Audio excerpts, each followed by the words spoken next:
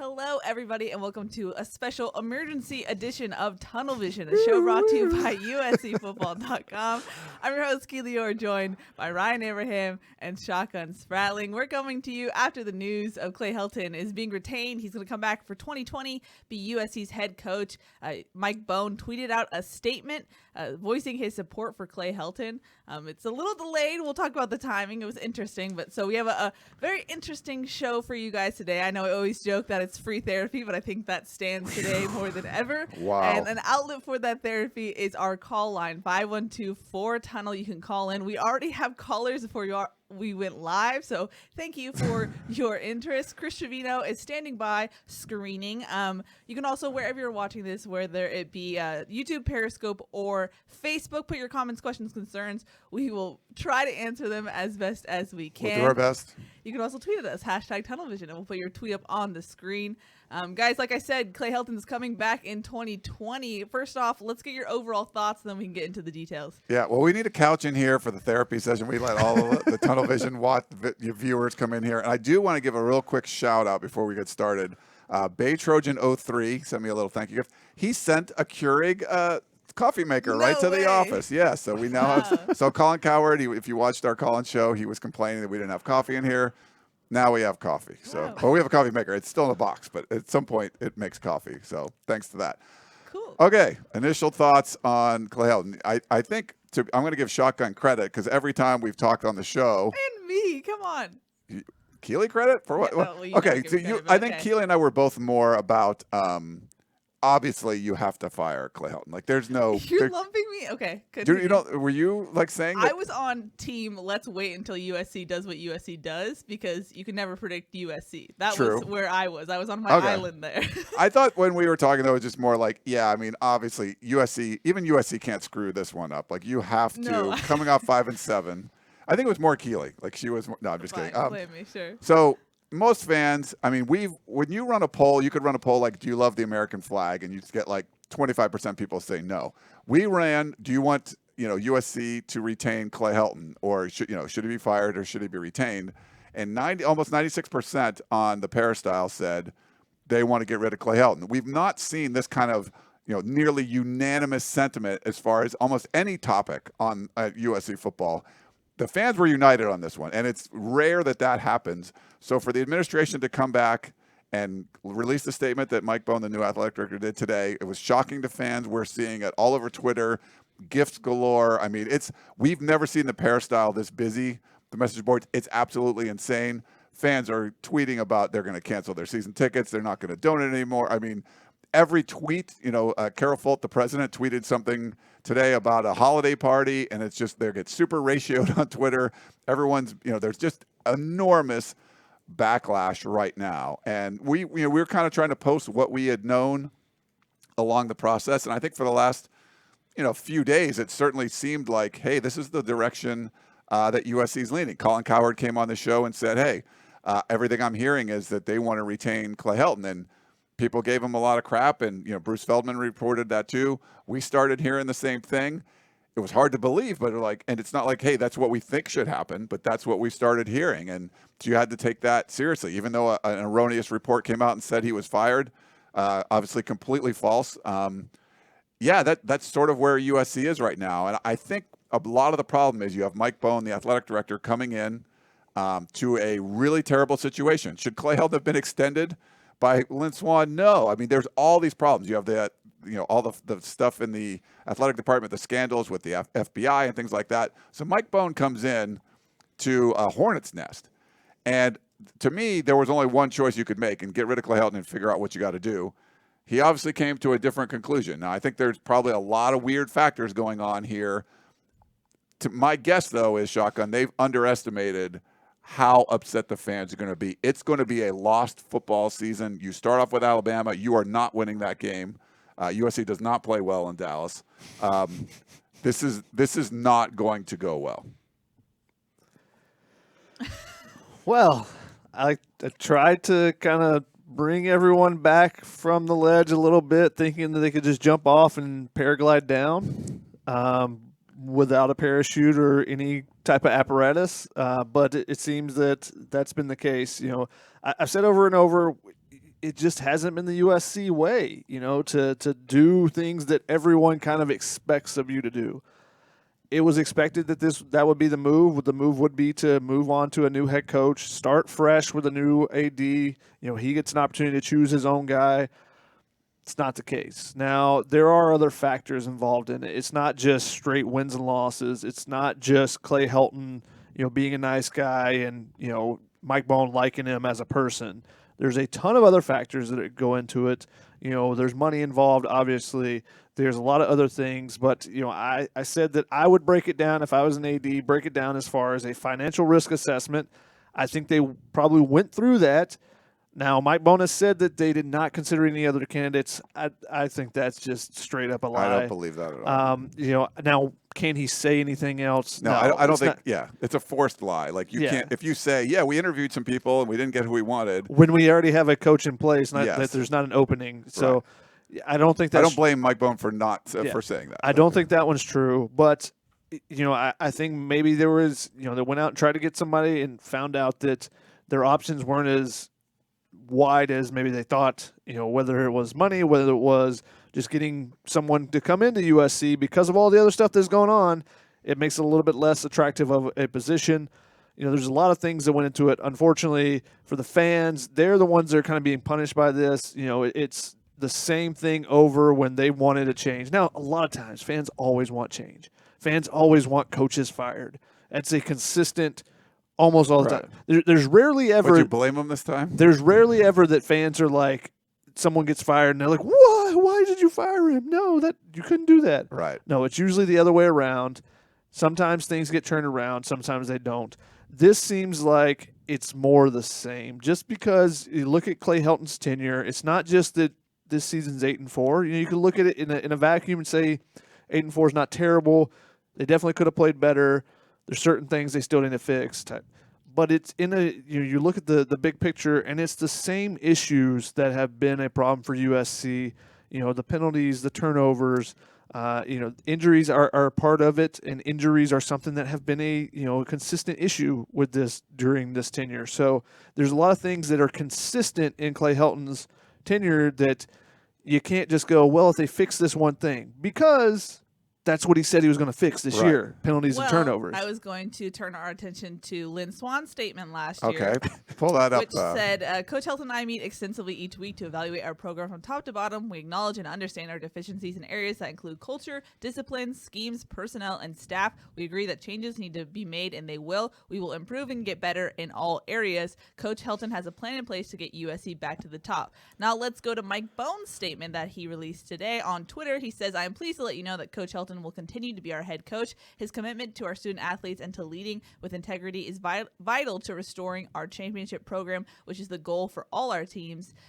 Heading into 2020, Coach Helton and I will work together to take a hard look at all aspects of the football enterprise and will make the tough decisions necessary to compete at the championship level." So it kind of sounds like the same thing year after year. And people were making this point in my mentions. Basically, if you have to make a statement like this every year after that's not a good sign about your head coach in that sense. Yeah, I tweeted, like, what's the statement going to be next year? You know, like, hey, it was really close to winning the Pac-12 South. We're going in the right direction. I don't know. I mean, you can't – the fans are – I think the fans have a right to be as upset as they are. They don't always.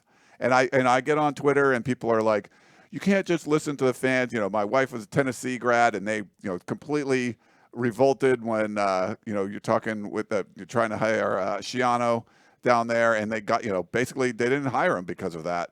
But I think in this case, I think this is warranted. I think the fans have a right here to be as upset as they are. I mean, it's not their fault that the USC hired these poor administrators over the last decade in Pat Hayden and Lynn Swan. It's not Mike Bohn's fault that they put him in this terrible situation. And, not knowing all the decision factors behind Mike Bohn deciding to keep Clay Helton, maybe there's just things that you couldn't overcome. But, man, whatever they are, they have to be pretty bad because you're not going to see people. We saw 53,000 or so show up for the USC-UCLA game. What is it going to be like next year? And it's not like you can get off to a quick start because you're going to Dallas and you're going to lose most likely to Alabama. You play Utah and Oregon, the two teams that are playing this Friday in the Pac-12 championship. Next year on the road, we don't know where. You still got Notre Dame. You still got Washington that'll have Jimmy Lake. Washington switches coaches and USC doesn't. I mean, this is all baffling. But to me, the fans, yes, sometimes they can be, fans short for fanatic. I think they're right in this case. Like, they have the right to be upset. If they want to cancel their season tickets and all that stuff, if it's not bringing you joy anymore, and I see why it wouldn't, then you can go do something else. And I just can't blame them at all in this one. Now, if Bohn wanted to move on from Clay Helton, he's obviously not going to say that since they don't have someone lined up. But what if his plan ultimately, in his mind, is to keep Clay Helton for 1 year, have that time to get someone that he deems as a better head coach? In the long run, is this a DEFCON 1 situation if you get a better head coach next year rather than someone that you can just get out of the blue right now in this short time span? So my personal opinion, and Bruce, I think Feldman wrote about this last week, about it would be easier to replace Clay Helton next year than this year. And I agree with that, and I know some people don't really, but I think if you had, you had a month to prepare versus 13 months to prepare, you could make a much more informed decision. You could, work all the channels. I feel like it would be easier, but I think you're underestimating what you're going to do to the program over these next 12 months because, and I got in arguments with Dan Rubenstein today on Twitter and some other people. I mean, I really feel like you can lose fans for life. Now, you might be able to replace them with new ones.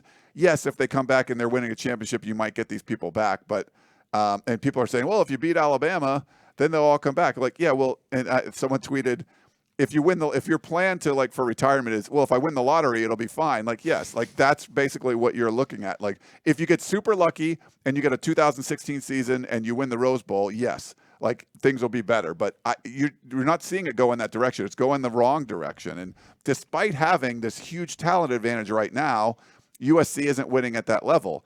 And now that talent advantage is going to start to go away, and you're not going to even be able to rely on that. So I think this is a huge risk that whatever your risk-reward scenario is for Mike Bohn, we have to not know what some of the risks are because the risks that we know and versus the rewards, it doesn't work out. There's no way you can upset the entire fan base like this to bring back Clay Helton unless there's these other circumstances that we just don't know about. There's a lot of reasons behind the scenes why you can't do it.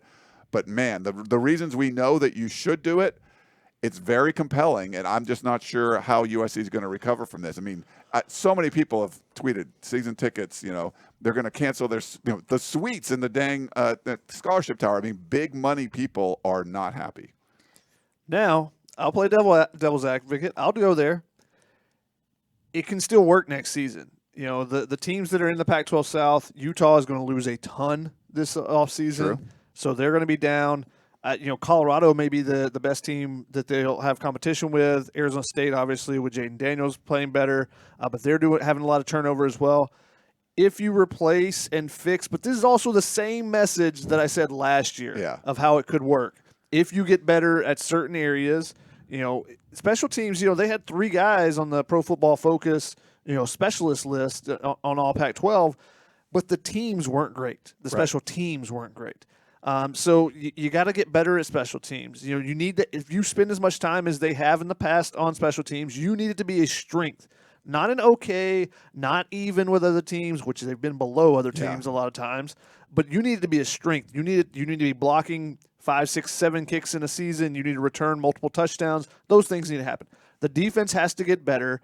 The defense needs to play better. You need to, whatever it takes, rotating more, whatever, it has to play better. And if the offense continues to progress, then yes, this team could be dangerous next year in the Pac-12.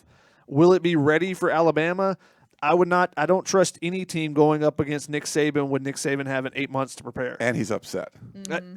Will he be upset in 9 months? I mean, he's upset all the time. He's upset like 10 minutes after winning a national championship. The fact they've never missed the playoffs.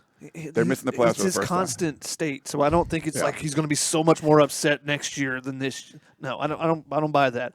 But you give him 8 months to prepare, and he usually dominates teams. Yeah. That's just what he's really good at. When having that long stretch of time to prepare for a team, he gets his teams ready better than anyone else in that type of situation. So I don't think that they're going to have success in that game. However, after that game, I think the schedule is open and they can win. And then the question becomes, if they do go 10-2 next season, you win the Pac-12 South.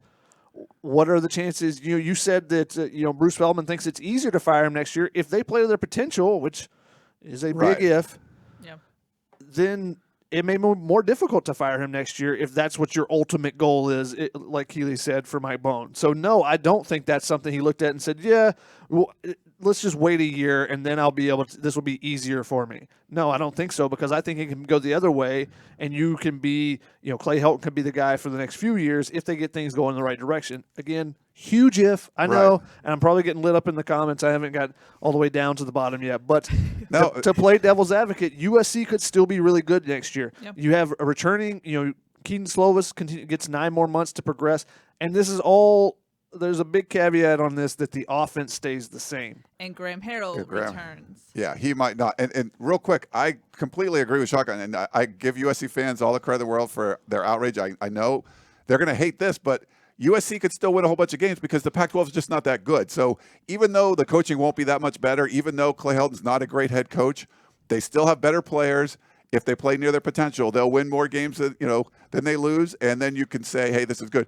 Are you setting the bar too low? Yes, way too low. But you might win the Pac-12 South or might win the Pac-12 next year, and then what do you do? So that's kind of why are you in this situation again? You did this last year. He should have been let go. He wasn't. Now you go 8-4. You're kind of in this purgatory, like, oh, that's not enough to get retained. What if you win the Pac-12 South next year and you're 9-3 or something? Like, do you fire him at that point? Like, So, yeah, I think USC, all these bungling of how this has been handled is just kind of putting USC fans in this really terrible position year after year. It's going to be the third year in a row like this. And that could have set up a new coach could have come in. If they were to have made a move, a new coach would have came in, and there could have been a really good setup for them, just as far as the talent they have with some of the teams that they're playing next year, and maybe a little bit of decline in the Oregon not having Justin Herbert, Tyler Huntley, and that whole crew, that recruiting class. I was going through looking at it the other day. They're 2016, I think it was. Just bonkers how many of those guys are going to be studs that are going to the next level a lot after of the season. 3 stars probably too. Yeah, all the players that are on they had 6 guys on Pro Football Focus's first team defense. They had 9 guys total on the 3 teams that they had on there, and only one of them was a 4-star. Wow. Now, in his statement, Mike Bohn said that they'll make the tough decisions necessary. That obviously alludes to coaching changes. Now, the early signing period is coming up in 2 weeks. USC also has a bowl game.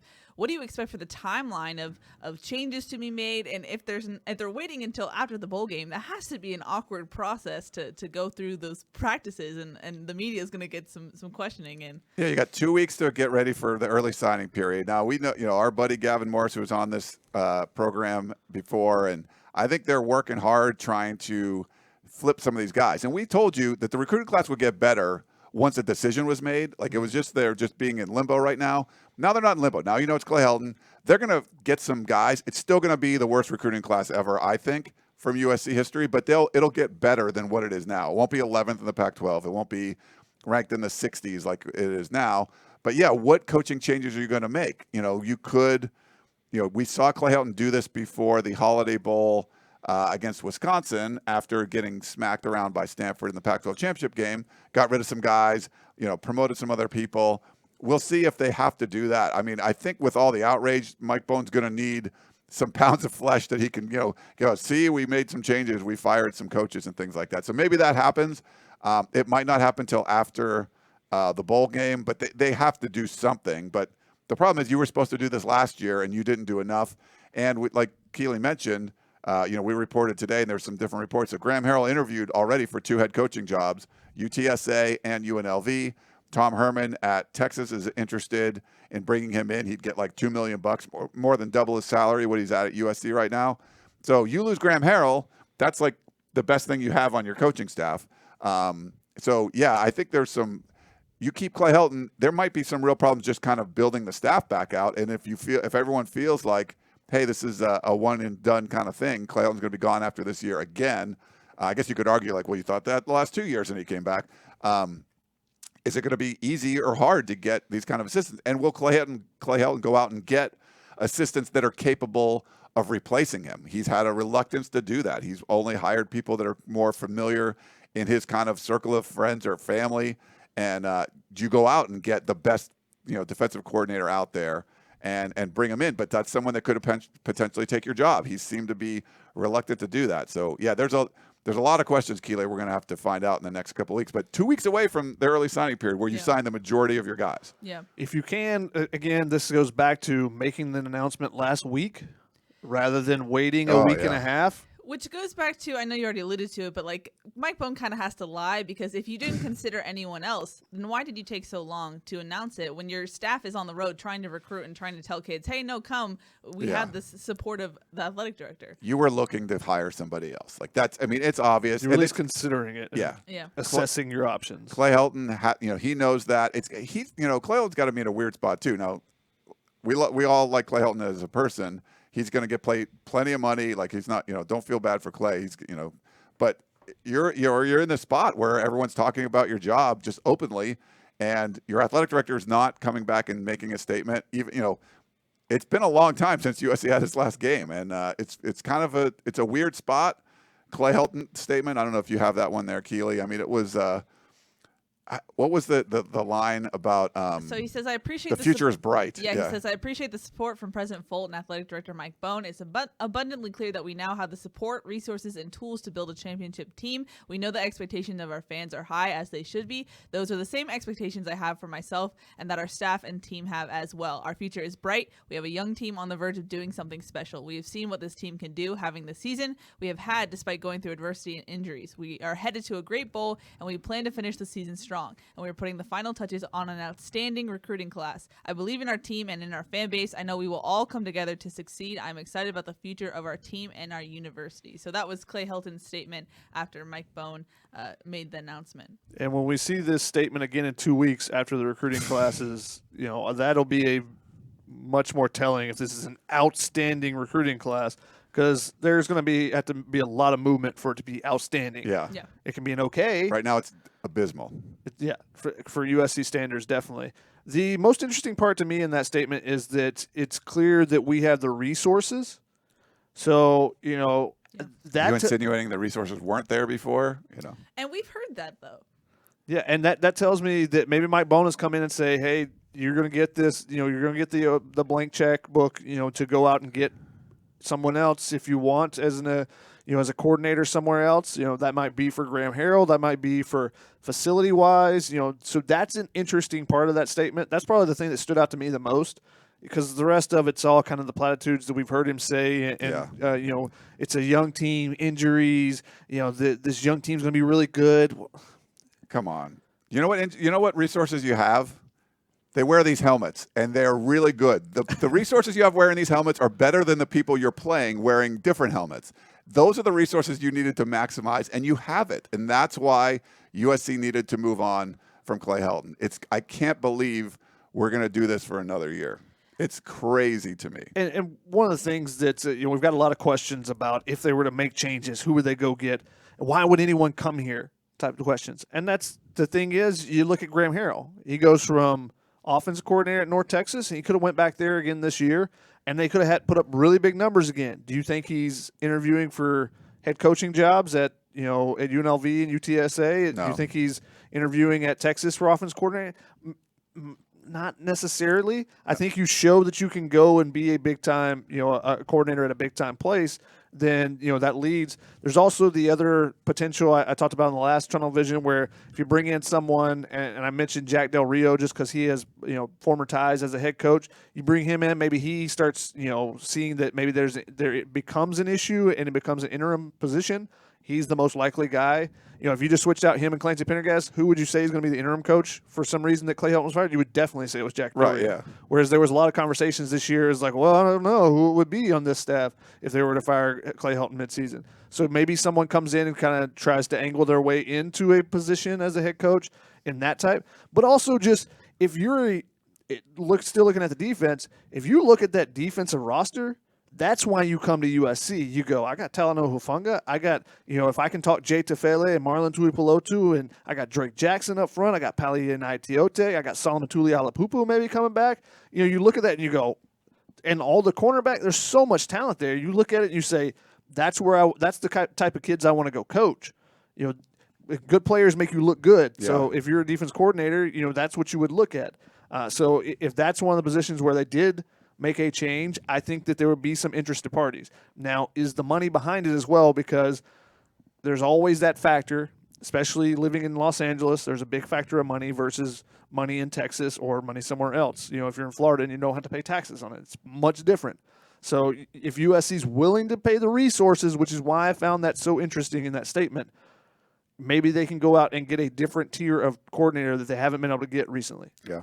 Now I am being urged by Chris Trevino to let's get take some calls because we have, believe it or not, 50 callers on the line. What? I had to adjust our settings to make sure we could get everybody in there. Yeah, some people got turned away because we are busy, but right now we have 15 people waiting. So okay. We've gotten 50 I don't think we want so that far. many. Yeah. So you sent the masses, Ryan. But just a ground rule for all our callers: no personal attacks, no cussing. Keep it short. If you have a question, make sure you get that in soon. But let's go to our first caller on the line.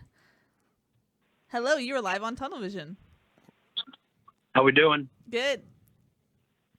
Man, I'll tell you, I called in very furious, ready to talk about the audacity of using words like integrity instead of discipline and accountability, about using absurdities like now that we have the resources, but you guys covered all my talking points.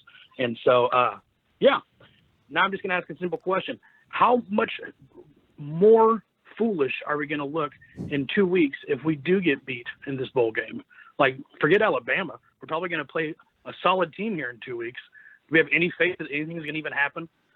That's a really good point. If you remember, what was it, 4 years ago or what?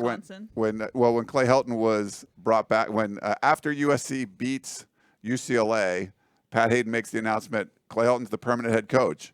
You go out and lose to Stanford in the Pac-12 championship game, lose to Wisconsin, lose to Alabama, I think beat like Utah State or something like that, and then lost to Stanford and Utah again, and went 1-5 after being named the permanent head coach. So that was a rough stretch. I believe it was 1-5. That was a rough stretch.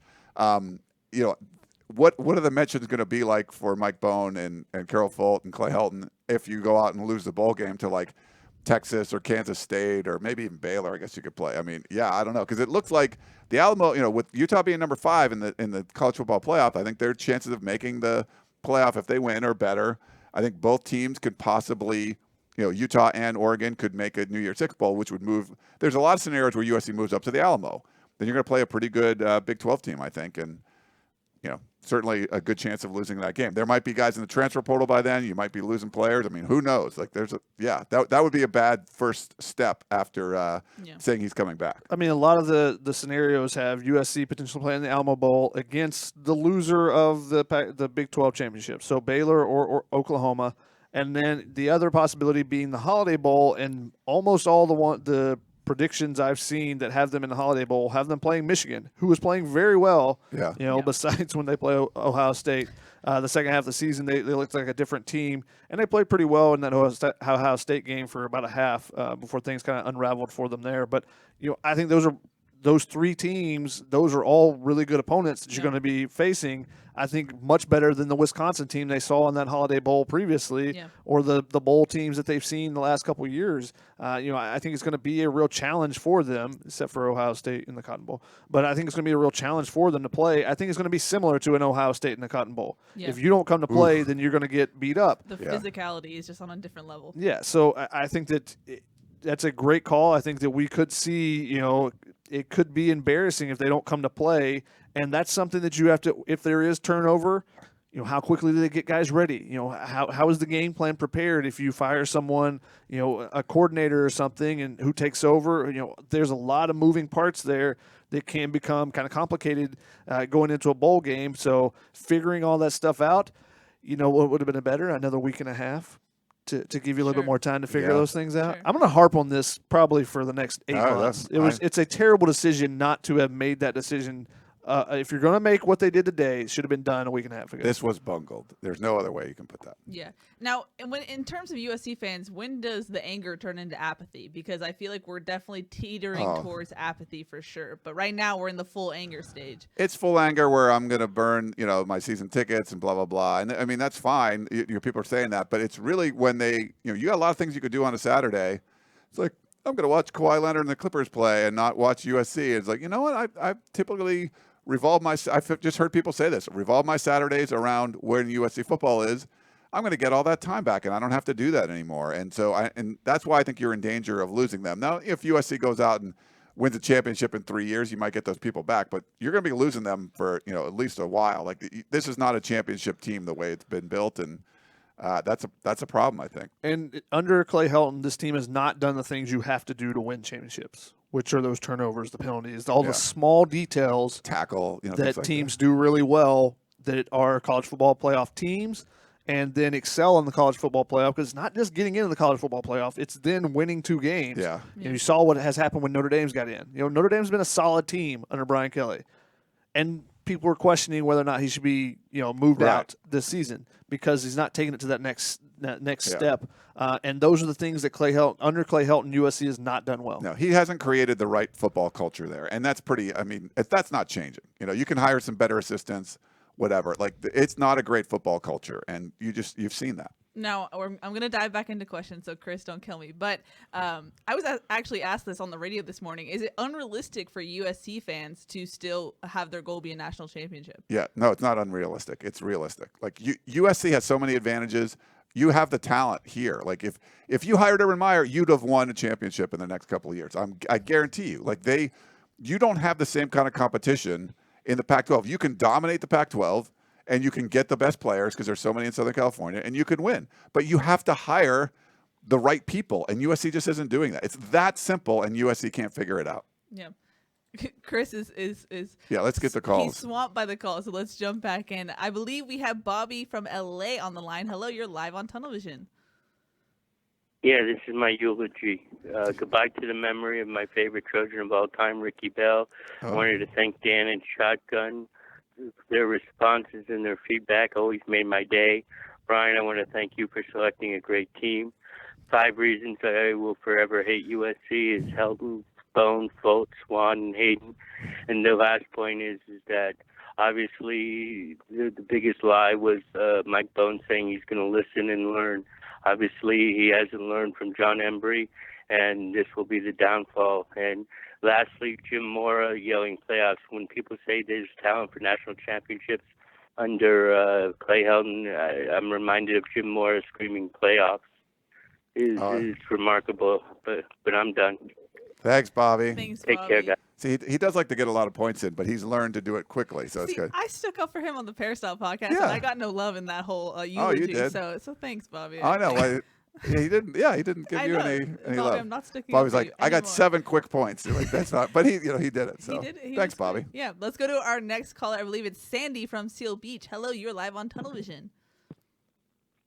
Hey guys, thanks. I'll try to be quick, like he was. I was like many people, I'm sure, on hold and are listening. I've been coming for 20 years, donating money since 1996. I got an extra $10,000 a year now.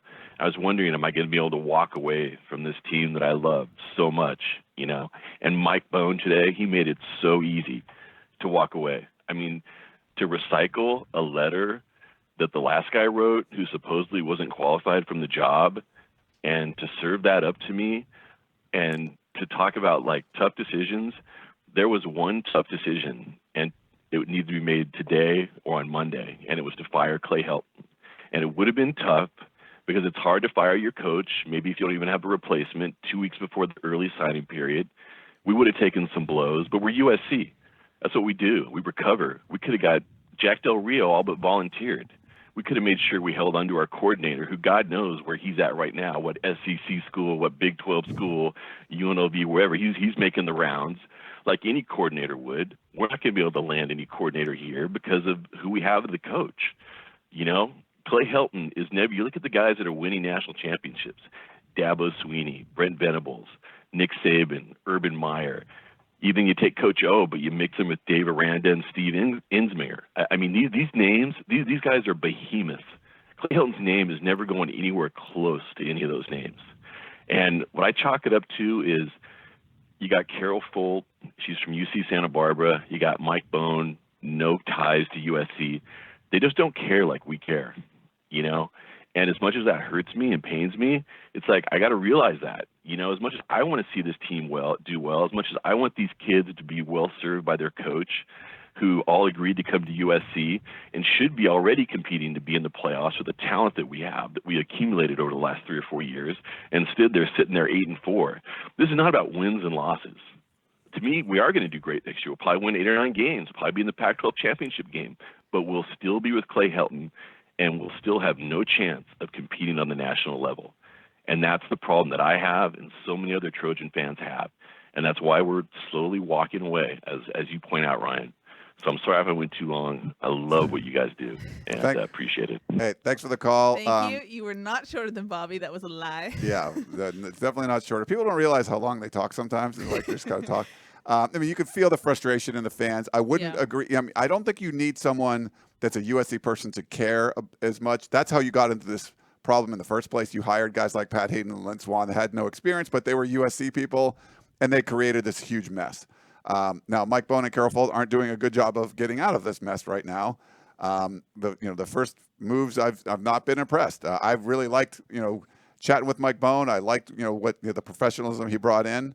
Unless there's something some circumstances that we don't know about, I think this is a huge judgment and error. I mean, error in judgment, and so we'll see what's going to happen. But I think you're going to lose a lot of the fans, like $10,000 a year he's talking about. I think there's a lot of people that are going to be doing that. And if you talk about resources and budget concerns, the donations are not going to be going up because of this decision. Good point. Mm-hmm. Let's go to our next caller. I believe it is John from San Diego. If it will go. Can you hear me? Yes. Hello. Hey, John. Hello. Can you hear me? Yes. How you doing? I just got 3 quick points. My first point is, okay, so we just chose Helton.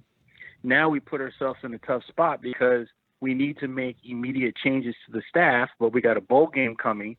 So that's going to create some uneasiness for recruits, right? Because if I'm a recruit and I'm talking to Pendergast, and then after the bowl game, they fire Pendergast, I might not even sign with USC. That's one. Second, there's a big issue with Graham Harrell that I think everyone's not focusing on. Clay Helton rolled the dice on this air raid offense. Everyone's loving the stats, the Slovis throwing for 500 and all these catches from the wide receiver U and all that stuff. If he leaves, are we going to go back to a pro set? Or are we going to try to find somebody who can coordinate the air raid? The top 3 guys are Leach, Clinsbury, and Graham Harrell. So, I mean, we're in a tough spot there. Do we keep the same offense? Then the third point is we might, even if we have a great season next year, we might find ourselves in the same position that Oregon is. Oregon is when they scheduled Auburn and they lost. So if we play Alabama and we lose, then we have this great season. We still might get knocked out of the playoffs just because we lost to Alabama, the same situation that Oregon's in. So I don't know. That's it. That's all I have to say. Thanks for the call there. Thanks, we want 1 John. point, not 3 points, if that's, unless you're going to be quick like Bobby. Mm-hmm. Yeah, I mean, the Alabama game, you're not going to be in a great position to win that game. And even if this was a team that could make a run, that's going to be what could prevent you from getting into the playoffs. Now, USC can get there more on reputation. If they went 11-1 with the loss to Alabama, I think they would have a shot at the playoff. But, I mean, that's pie in the sky kind of stuff. I think the Harrell thing is real. Who you're going to get to replace Graham Harrell? If he ends up going somewhere, that was the one bright spot on your staff.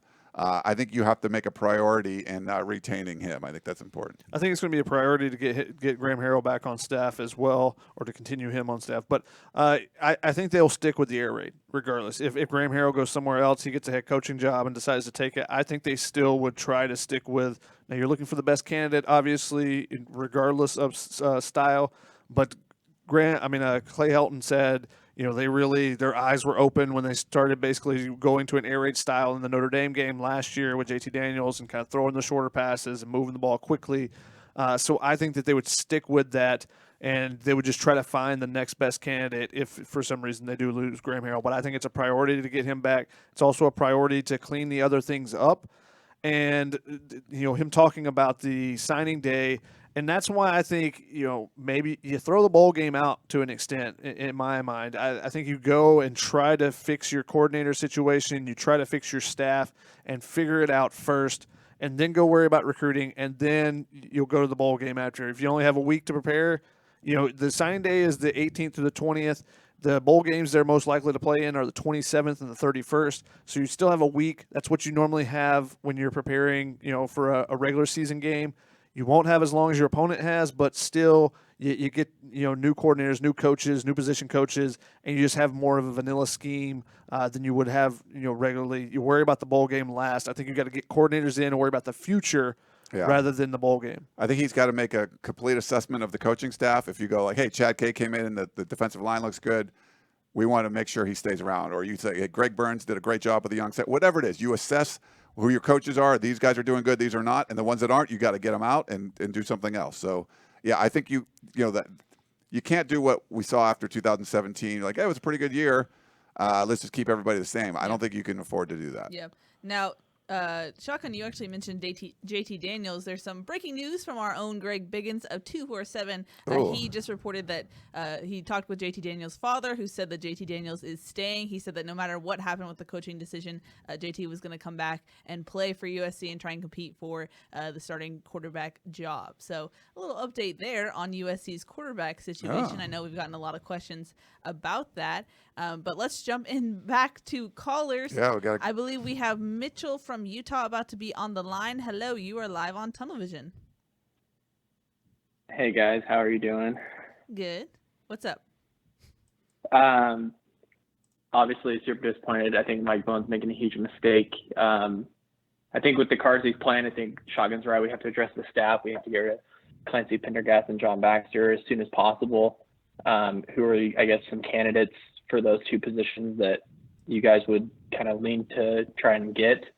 I think that's the best thing that we can do at this point. And what big names do you think could flip to USC here in recruiting? Thanks. Thanks. Yeah, it's tough to talk about assistant coaches right now. I think Dan Weber put it well on the Peristyle podcast we did yesterday, where say you could get someone like a Dave Aranda, who's considered like the top defensive coordinator in the country. He's working with Ed Orgeron at LSU. Would he come to USC knowing, we don't really tackle in practice and we don't do, I think you not only you have to get these coaches, but you have to change your philosophy and make sure that, hey, if a Dave Aranda comes or somebody like that, of that ilk, hey, boom, come in and let him practice, the way they want to be able to practice. And I think there's going to be a lot of things, like they talked about changing the culture and all that stuff last year.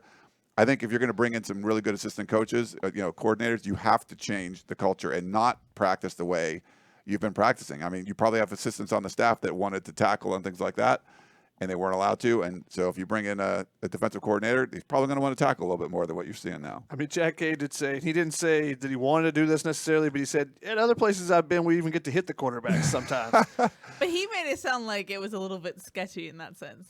Well, yeah, but if you're a defensive line coach, you want to be able to tackle people and not just wait till the games, Yes. As far as recruits go, we're not going to dive into those weeds, but they're going to try to, now that there's been this, I don't know if was this a vote of confidence?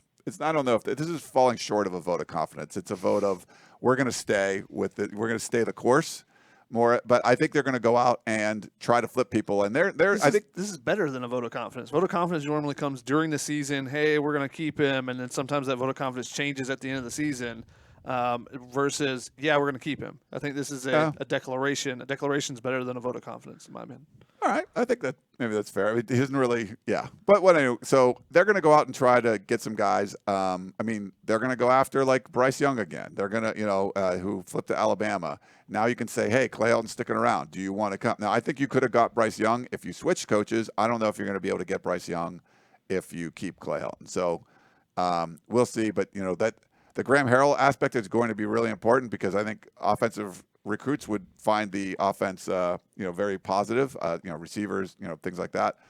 If he ends up leaving, is that going to be a problem? I still think you should, sign some guys and then leave some spots open for the transfer portal and try to get them like that, because the transfer portal is packed, and I think there's going to be some opportunities there. I think you sign even more than spots you have, because I think that you're going to lose some of your own players to the transfer portal. Okay. So I think now who you're signing for transfers versus recruits, that could still be, a question to be debated. But I think you go out and oversign over what is actually leaving as far as just seniors that are gone. Because you're gonna have decisions on the NFL. Those could come out, anytime now, because you've seen a couple other guys that have already made their decisions in the Pac-12. So you're gonna have those decisions made. You're also gonna have some guys that are gonna enter the transfer portal, just because it's becoming so commonplace. A lot of people were waiting on this decision, Right? Yeah. On USC's roster. I guess that's a good thing. There's a lot of other schools that were losing players to the transfer portal because USC didn't have a decision yet. They were kind of waiting on that. So, you haven't seen a bunch of guys transfer out yet. You might now, though. You might, but I think it also will come to the assistants. I think assistants are going to play you. Yeah. It's relationships with your position coaches are where you start at, and then your head coach a lot of times. So I think those there still could be an opening. There could be. Is there going to be a flood into the transfer portal? I think that's going to depend on changes that are made on the staff. Yeah. Whether there are changes, what changes are made. So I think that's a question we've gotten asked a few times on YouTube in particular. But I think that's going to be still a question mark, is how many people USC loses the transfer portal. They will lose some, inevitably, but how many will be determined by the changes to the staff. Yeah. And USC 04 says hire assistants with good recruiting records. That's one of the issues with the staff. There's just too many guys on the staff that were kind of part-time recruiters. I think that's a really good point. You got to make sure you bring in guys that are relentless recruiters, like what your story you wrote about Mario Cristobal in Oregon and their staff, how well they recruit. Yeah. Now, everyone brace yourselves. Not brace yourselves, but we always like a multitude of opinions, and I believe our next caller has a different opinion than what we've heard from the majority. It's Jake from Beverly Hills. Hello, you're live on Tunnel Vision. Guys, thank you so much. I want to thank the three of you, including Dan, for telling it like it is. But I've been a USC fan since 1976. I'm going to remain a USC fan. I like what Bohn did, and here's what he did. I think he went out and tried to get a better coach, Urban Myers. I think they talked to Bob Stoops. Allegedly, they could not land those guys, so they kept Clay Helton for one more year. That's smart. I will say this in closing. I look at schools like Florida State's a circus. Look what happened with Penn State and Joe Paterno. Alabama, there's fans at 10-2 are mad at Nick Saban saying he's slipping. Look at Jimmy Harbaugh at Michigan. I think the fans have become spoiled. They've lost the pure love of the sport. And I'll always be a USC fan. Why? Because I'm a Southern California native, what SC represents for our community. And I'm always going to love SC football. And, hey, that's my take. And I know I'm the only one with that take, but I'm staying with Clay Helton for one more year. Thanks, Jake. No, I don't think you're the only one with that take. It's definitely, I think you're someone that would be in favor of getting another coach. I think that's the most common take. But there's some people that are like, there were people that told us if you couldn't get a home run hire, I'm fine with bringing Clay Helton back. And there's a lot of fans that they go to the games because they like going to the games. It's been the tradition and stuff. And, win, lose, whatever, they're fine. I think we're hearing from the passionate fans that really care about winning. The problem is they don't feel like the administration cares as much about winning there. But no, Jake, that's a fine thing. If you're a fan and you want to go to games, I hate it when other fans are like, you're supporting you by giving them money. No, like if you want to go to games, go to games. If you want to watch them on TV, watch them on TV. If you don't want to watch anymore and you want to go to the beach instead, that's your, it's your money, it's your time. You're the only one that can put a value on that. So don't begrudge any fans that want to say, I'm still going to support this team. You should be able to if you want to, and if you don't want to, you should be able to too. Yep. Can I just go to the beach instead of watch the game? No, you got to pay you to not go. Oh, okay. Just checking. You don't get paid if you go to the beach. Just checking. Interesting. Let's go to our next caller. I believe it is Jackie from Palo Alto. Hello, you're live on television. Hi, thanks for all your hard work during this interesting time. I think one of the biggest impediments to getting a new coach was that absolutely unconscionable extension back in 2016. In terms of, I think it's very possible we do well next year, but Bohn only loses me if he gives Helton a contract extension. what's the likelihood of how far Helton makes it? And has any coach ever totally played out his current contract without getting an extension? I don't really know the specifics of that. Thanks. Thanks, Jackie. Yeah, so it was 2018, February, I believe, is when the extension came. And usually when you get an extension, like we saw PJ Fleck get one at Minnesota. Why was he getting an extension? He had years left on his contract because other people wanted to hire him away. No one was trying to hire away Clay Helton. And that's, to me, that's a really inexperienced and arrogant athletic director, Lynn Swann, probably getting schooled by Jimmy Sexton or whatever agent and gets, oh, you need to give Clay Helton an extension. And now you've handcuffed the current administration. So normally there's two reasons to give an extension. One is to fend off other suitors. That's the PJ Fleck. That's the Matt Campbell at Iowa State. You lengthen that contract. The contract is worth more. The buyout becomes the school that is going to hire them away has to pay that buyout, or the coach has to pay that buyout. So you have to really want that guy because you're paying a premium on it. Yeah. So and that's part of the talk about buyouts with Clay Helton is more you're just paying the length of the contract rather than there's a certain amount. Now there may be a not a bonus, but a penalty if you fire him before a certain amount of time. Those can be buyouts if you want. But the other reason why you extend people is for just show stability as far as recruiting. Now, did Lynn Swann need to do that? No, because he still had 3 years left on his contract at the time, I think. Usually that's when you get to 1 year left or 2 years left. You want to show that this coach, you get a 2-year extension. And it goes from a 2-year contract remaining to a 4-year. So when you go to recruit, I'm going to be here. My contract's through 4 years now, not just 2 years. So they don't have to worry about that because that becomes a negative recruiting tool for other schools. Like, he's only going to be there next. Like, they have no faith in him type of thing. And was Clay Helton's necessary? No, that was the reason that Lynn Swann gave, but it was too early. You didn't have to do it. So if Clay Helton were to get to the end of his contract, it would be very difficult for him. This current contract he's on right now, if he were to play it out, like she was saying, does that ever happen? It rarely ever happens because it's so hard to recruit if your contract's up the next season. And that's part of the thing and that's been something with assistant coach contracts. Are they on 1-year contracts? Are they on 2-year contracts? Because that's a lot of the assistant coach contracts. There's very few assistant coach contracts that are lengthy. And that's part of the reason because they move more often. Yeah. So, they don't want to pay that money out. The school is buying them out so those can be a little bit different, but sometimes you give an extension on those assistant coach just for recruiting as well. You add an extra year, you add the 2 years.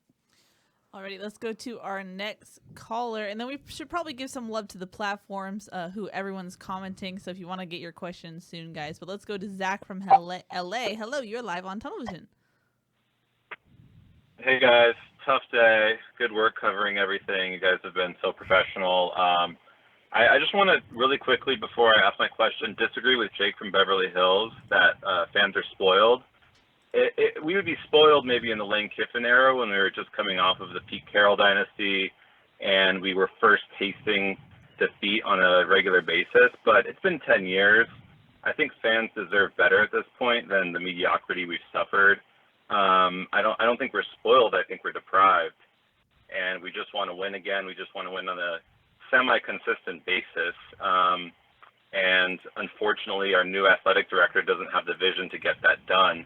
My question is something that Keely touched on. Oh, and I also want to say 10 years of basically the same coaching staff, just with chairs reshuffled. I mean, it's the Kiffin, Sark, Helton era is basically one mix of the same 3 coaches with slightly different coordinators every year. I consider it one decade of the same coaching staff basically shuffled around.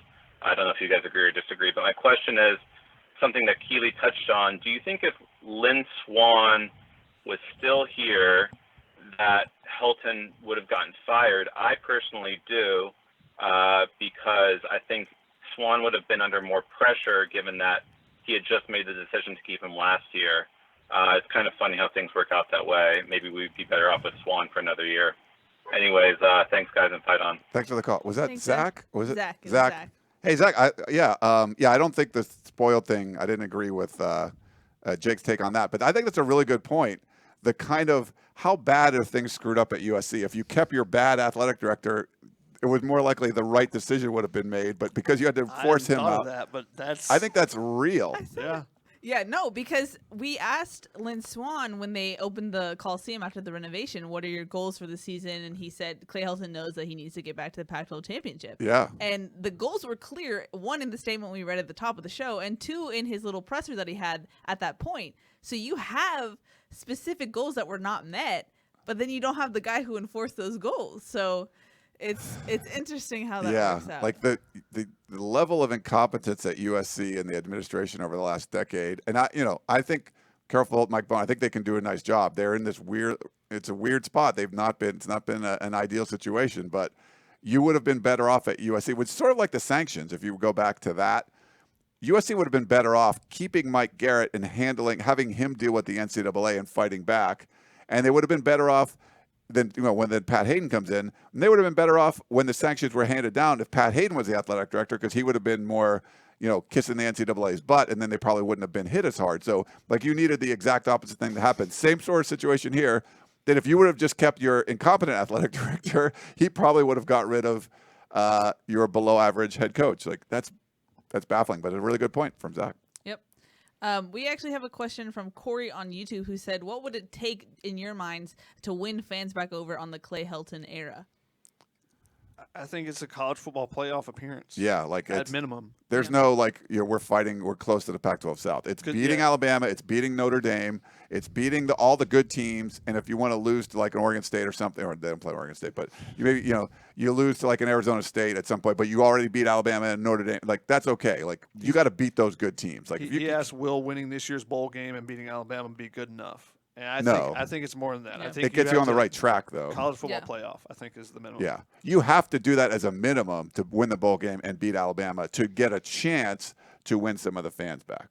It's not, this isn't about, man, we were so close. We almost beat Cal. None of that. That doesn't matter. You can't talk like that. Yeah, winning consistently and impressively. Yeah. And like you said, Ryan, not winning on a tipped interception or something like that where it looks much better in the end than it did when you were watching the game. Don't beat Fresno State, who doesn't have a winning record, by 8 points. Don't lose to BYU. More Cal wins than Arizona State wins. Sure. Yeah, that's good. But, Cal didn't have their quarterback either, so it's USC didn't have theirs. Well, they have better quarterbacks.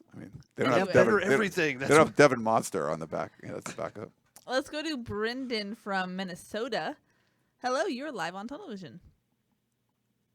Hey guys, long time no talk, but so Mike Bohn, or however you say his last name, said that there's going to need to be some tough decisions being made. I know the tough decision is not to be getting rid of Graham Harrell. Do you think it's to be getting rid of Clancy Pendergast? Because at this point, watching his defense struggle year upon year, it's just getting tiresome. But on the flip side, though, really quick, I'm actually optimistic a little bit as long as we can keep Graham Harrell. If we can keep Graham Harrell, I can see the bright side with him, at least, and keep that's just me. Yeah. Yep. Thanks for the call. I haven't dove into the numbers, defensive numbers and stuff, but I think just on the surface, what you talked about doing last year, you didn't do by doing a Brian Kelly kind of purge. I think no matter what the special teams and defensive coordinators did this year, you like what Graham Harrell's doing, you pretty much have to get rid of those guys, just no matter what, even if they're performing well, which I don't think they have. Those guys meaning? Clancy Pendergast and John Baxter. I think even if they had good or decent years, because you need to make big changes, you kind of just have to get rid of them no matter what. You've already got rid of the strength and conditioning coach, or he left, and you have a new offensive coordinator. So that's the only things that are you have to moving a couple assistants isn't going to work. You have to go coordinators, even if they you feel like they've been performing well. I don't think you have much of a choice there because you didn't do it last year. You kind of you can't keep bringing those guys back when the team's underperforming year after year. They were 66 in the country in scoring defense this season. They were 83rd in the country in team total defense, giving up 415 yards a game. So, those numbers, while in a vacuum, maybe they're not the worst numbers ever, they're still not good. They're not good great enough, numbers. Yeah. You want great numbers. The offense had the 5th best passing offense in the country. They had the 18th best total offense in the country. Yeah. Those are type numbers you want, and that's what you Yeah. expect at a blue blood program. And that, unfortunately for USC, they haven't been getting those numbers, even though they have a ton of talent. They did have a ton of injuries on defense in particular. Those ones aren't talked about as much, but there was basically a rotation every week. But there are areas where they're just not continuing to get better at, and that's one of them. Yeah. So, I think you're right. So I think that's the kind of moves that would need to be made, regardless of the performance. But like Shotgun said, the performance hasn't been great either. Mm-hmm. Thank you, Brendan. Let's go to Alonzo from West Covina. Hello, you're live on Tunnel Vision. Hi, guys. Just want to let you guys know that you guys do an awesome job. And then you guys already brought up a little bit about Graham Harrell. You guys said that you think he's going to end if he leaves, SC's going to keep the air raid. I think they're going to go back to Gumbo. Also, I would like to SC, let's see if they can go after the DC from Utah, Morgan Scally. And then we'll see what happens. I'm really upset. I'm not going to another SC game until they can Clay. Thank you, guys. Thanks for the call. I kind of agree with Shotgun. I think they'll probably stick with the air raid. The Gumbo thing would be, if you're like, well, now we know it, so we'll bring in someone that can kind of run it and we'll all run it together. I think that would be a real problem. You just need someone running it. It's pretty clear Graham Harrell's running the offense, and you just let him do it. They need to do that again if Graham Harrell leaves. I agree with you there. You can't go back to any kind of Gumbo and say, like, well, we know the air raid now. We can all kind of do it together. Like, no, don't do that. Bring in someone that runs the offense, No, one of the reasons why the offense was so good is the adjustments that Harrell made in game. That was talked about by a lot of the players and stuff, and the way that they would make adjustments at halftime. Those were things that hadn't been happening in the past, and a lot of that credit goes to Graham Harrell. Someone asked, does he get any credit for having a third-string quarterback come in and win? I think that was directed towards Clay Helton. No, I think that goes to Graham Harrell. Yeah. He's the guy that, and he wasn't a third string, he was a second-string guy. He's been the second string. Now, if you want to say Matt Fink, no, that's a veteran guy. Yeah, they keep saying the kid's love is third string. He was a backup. Yeah. So, no, I think that goes to Graham Harrell as well, because he's the one that has raved about Keaton Slovis since the very beginning, and he's the one that pushed for him to be second on the depth chart as well. Yep. Well, let's jump into questions. I know we've gotten a ton on all the platforms that we're streaming, and we've reached the hour mark, so let's go into a little bit of rapid fire. I'll jump back into questions in a little bit. John Yu on YouTube said, how can you say, how could Mike Bohn say in his comments that Clay Helton did his best coaching job this year when he only went 8-4? That's a tough one to swallow, I think, for your USC fan. The narrative will be, well, they lost their quarterback, they had a lot of injuries, it was a young team, and we've said this 1,000 times on the show. After 5-7, you can't have excuses like that. You just have to go out and win games. You are still more talented than all those teams you played. What's your excuse for losing to BYU and losing to a pretty bad Washington team this year that Chris Peterson walked away from, and getting absolutely boat raced by Oregon when Arizona State beats them soon after that? So, I don't buy the excuses. I don't think this was his best coaching job. No, I think definitely the Rose Bowl season. Yeah. Coming back 1-3 and winning the Rose Bowl. Yeah, because 1-3, everything can fall apart, even if you put a new quarterback in. The demeanor of the team can just, everything can just kind of fall apart. And instead, they came together, played really well, schedule got softer. Sam Darnold was really good. Yeah. Philip on YouTube wants to know, personally, Ryan, were you surprised that USC brought back Clay Helton? No, I mean, not today. I was like a few days ago when people I trust started telling me that it looks like he was going to come back. And you're sort of like, really? And because we've heard, I mean, there were so many things. All of us have sources. We talk to different people. And we've been told completely different things. I can't tell you how many times so many rumors. People told me, like, Clay is done. It was decided 2 months ago. And Urban Meyer's already signed. And he bought a house in Manhattan Beach. Like, there was stuff like that. And I think there was a lot of wishful thinking. But there was, so I wasn't surprised today. I was surprised a couple of days ago. I thought over the last 24 hours there might have been some of the outrage might have moved Mike Bohn into another direction, but then I kept getting confirmation from people like, as of like 2 days ago, I wasn't surprised, but I was leading up to that. I was like, wow, that's really a possibility. For 72 hours, I basically did not leave my couch. I had my computer in front of me, my phone was going back and forth, DMs, texts, everything, just trying to keep up with everything, keep up with the message boards. So many rumors out there. Yeah. And because they were they were in different pockets everywhere. Like nothing was a consistent, narrative going forward. Like maybe it's this, but it's all leading towards. No, it was everywhere. And so I left today. I had some friends in town. I went and played tour guide. I was in Beverly Hills. So you put this in motion, Shotgun? Not necessarily, because Yes, we did. kind of heard that today was the day. So, I expected things to happen, and, I will apologize to you guys because I said that it would be in 2 days. There was supposed to be a meeting with Bohn with the coaching staff on Monday. I expected there to be something come out of that. Within 24 hours of that meeting, I expected an announcement to be made. Turned out it was 36 or maybe even 48, not even 48. But, it came out today. So that's why I told you guys that I expected it to be 2 days. And it ends up coming out today. But, once we started hearing a lot of stuff, the wheels started moving in the last 24 hours, maybe 12 to 15 hours before the announcement was made. I was like, all right, it's done.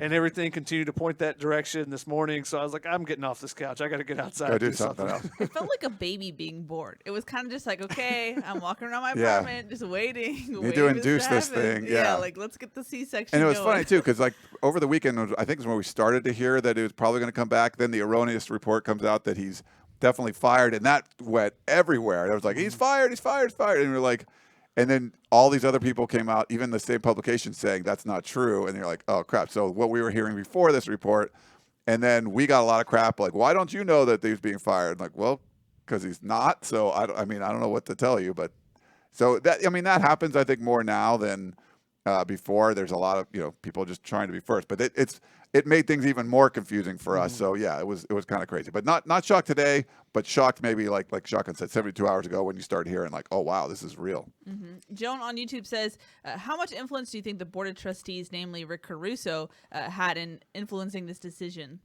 We had heard it was a Mike Bohn decision as of like a week or so ago, or definitely a few days ago. I don't know. I'm not sure.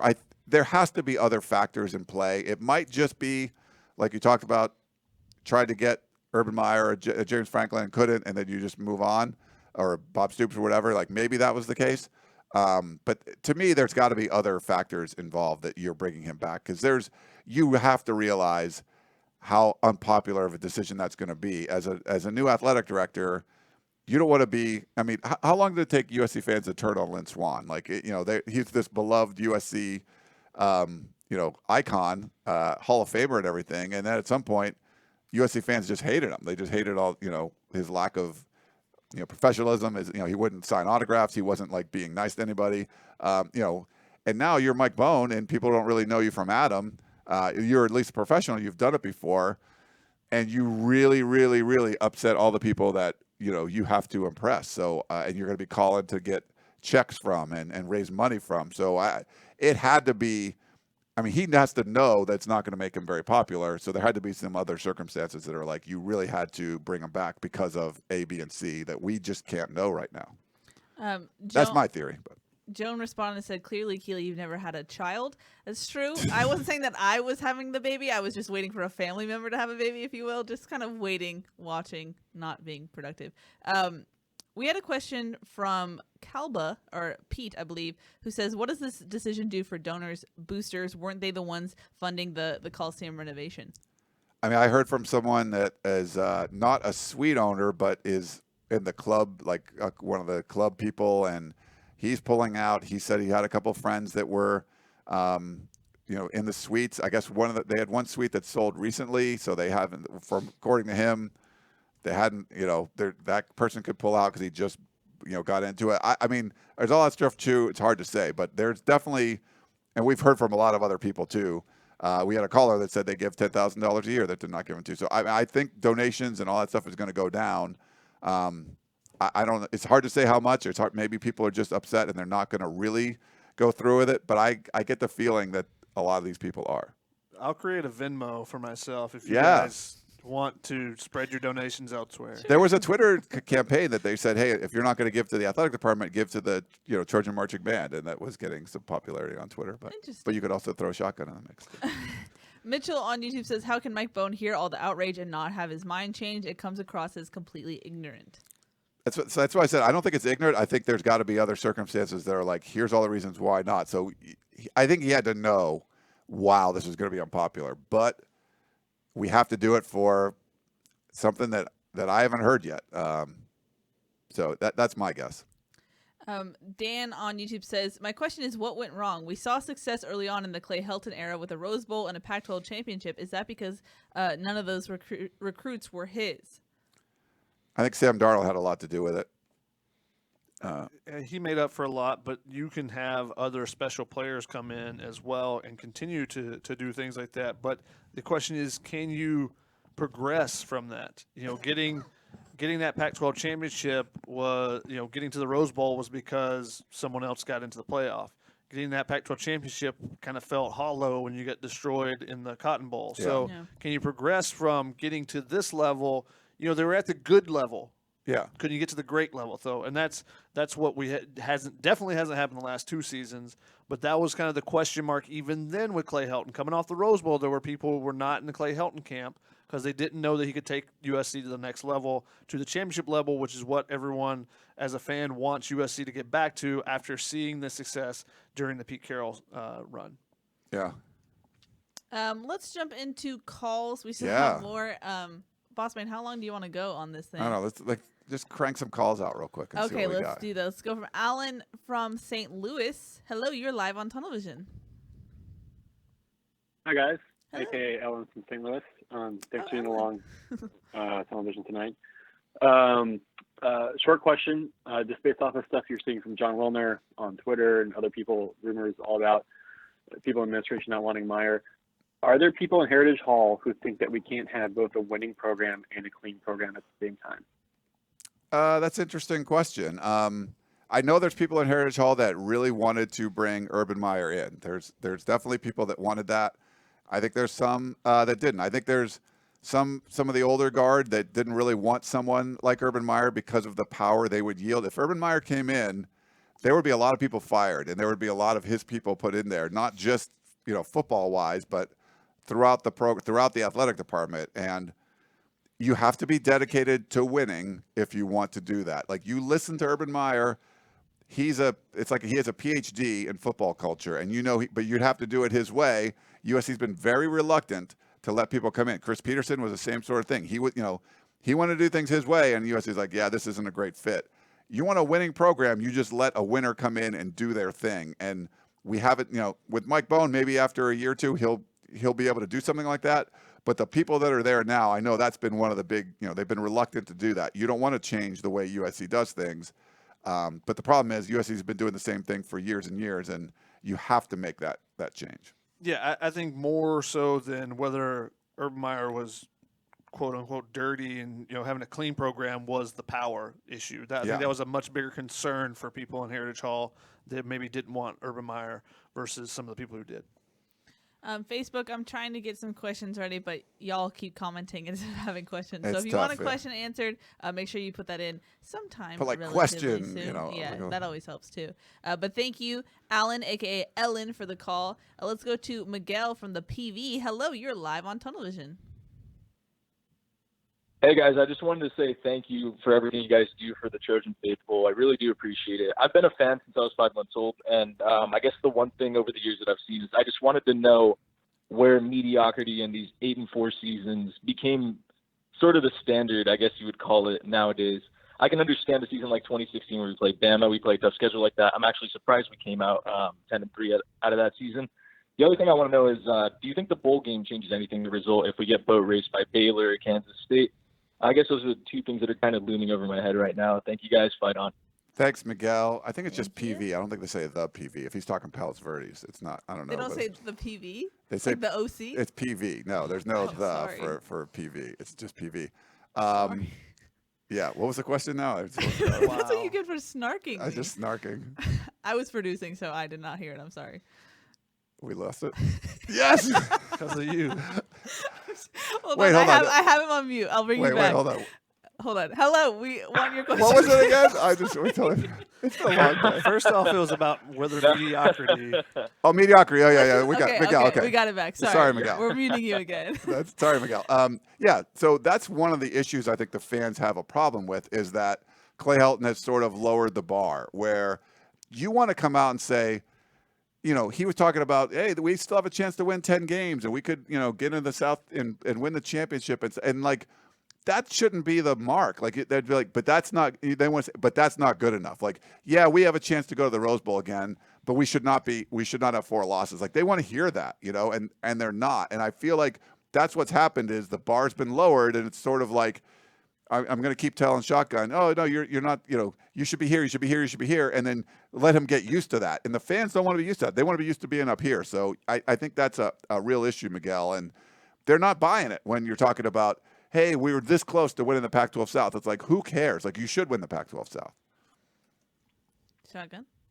Yeah, fans don't want mediocrity. No. Fans at Arkansas don't want mediocrity. No one wants mediocrity. Some people are happy with it. If you're at a place like SMU, you get to 10 wins, you're excited about it. But once you start establishing the culture, if they win 10 wins 5 years in a row, then it becomes, oh, we only won 10 wins again. We want to get to the next step. And that was, when you had Pete Carroll, it was like, oh, we're going back to the Rose Bowl. We want to be in the championship. You build those expectations, and that's at a blue blood program, the expectations remain there unless there is a sustained, lengthy time where you don't have any success. And then it's like, oh, we got some success. That's good. At a blue blood program, that should never happen. No. So having mediocrity is not something that is ever accepted at a blue blood program. Look at a school like Texas. Look at, the Floridas or Florida States or Alabamas of the world. When they have a couple years bad in a row, fans are outraged. They want something to change because they're used to winning. And that's what fans at USC should be, should expect and should be able to, the team should be able to live up to that. There's a ton of advantages at USC along with their history, heritage, all those things. If the right resources are pumped into the program with the right people, USC will be successful. Yeah. For 2017 season for USC, winning the Pac-12, getting beat by Notre Dame badly and Ohio State, it should be an okay season. Not this is look, we won the Pac-12. It should be something you put in the trophy case. That's like, that's fine. For Utah, that's probably an awesome season. They've never won the Pac-12. For Cal, yes, that's an amazing season. That's not an amazing season for USC, and I feel like they've just kind of lowered the bar. And you can't. Fans don't want that. They don't want to hear that. They know they're more talented than everyone you're playing. You should at least be able to do that, and then they want you to go that next step and beat those better teams. Thank you, Miguel, for the call. I'm sorry that we forgot your question initially, aka Ryan. I blame Keely. She's false. She's the producer. Our buddy Tommy on Facebook, Tommy Morris, says, question, Keenan Kristen and Keaton Slovis will bring USC a national championship, and Clay Helton brought them in. Does no one else look down a couple years down the road? What? That's a pretty big jump. You think they're going to go from 5-7, 8-4 to a national championship? That's what Tommy says. Yeah, Tommy, they're not winning a national championship with this. No, like Clay Helton's not going to win a national championship. Like I'll bet whatever you want, he is not winning a national championship. There are plenty of pieces you can build around. Yes, but you had to have that attention to detail, and that's what has been missing for me with this Clay Helton regime. Is that the things from the penalties and turnovers to the tackling, the consistent angles on stuff. When you get in one of those big games. Are you going to freak out and miss a tackle that ends up leading to a long touchdown run that changes the a college football playoff game? Are you going to be able to maintain your technique when Tua throws the ball down the sideline in the national championship against you? Those type things. Those are when all your small details come out. On the biggest stages. And USC can't even get to the biggest stages right now. So, it's the small details that are the biggest issue for me with what has gone on. It's just an accumulation of them that causes you to go 5-7 or 8-4. So you got to knock out all those things before you can get anywhere close to the national championship. This team is far, far away from winning a national championship. You can't look at, they got a nice running back and a nice quarterback that are freshmen. They're going to win one. Like there's a lot that's going to have to change for them to try to win a national championship. Quick on Periscope. Hey, Periscope love. J.M. Geezy, he's had a question. What is this outstanding, all caps, recruiting class Helton is referring to? Being 67th isn't good. Yeah, that was a little weird. I think you just want to say, for him to say putting like the finishing touches on this outstanding recruiting class or on an outstanding We were putting the final touches on an outstanding recruiting class. That to me is pretty tone deaf. It's not an outstanding recruiting class by any measure. So I think you could have said something like, we are really, something about we're going to hit the recruiting trail hard and we're going to finish really strong for this recruiting class, something like that. I think that's valid. But to call it an outstanding recruiting class and you're just putting the finishing touches on it is erroneous. Like that's just a falsehood. So I don't like the fact that he said that. Like I said, there would have to be a lot of changes for it to be an outstanding recruiting class. It wouldn't be the finishing touches. It's sort of like, it's like I'm putting the finishing touches on this amazing banana split, and all you have in the bowl is a cherry. Like you're not putting the finishing touches on it. You have to put the ice cream. Why would you start with a cherry? Food analogy. Why would you start with a cherry and a banana split? I don't. Well, because you could just say you just have the banana. They don't even have a scoop of ice cream. They would have like the banana, like not an unpeeled banana sitting next to a bowl. Like that's the start you have. That's not finishing touches. That's like you still have to build the whole damn sundae. So yes, I think that was not. I don't like that how that was worded. Also, many of my friends will know that I say this a lot, but semantics are important. Ugh, sorry, he said that to me all the time.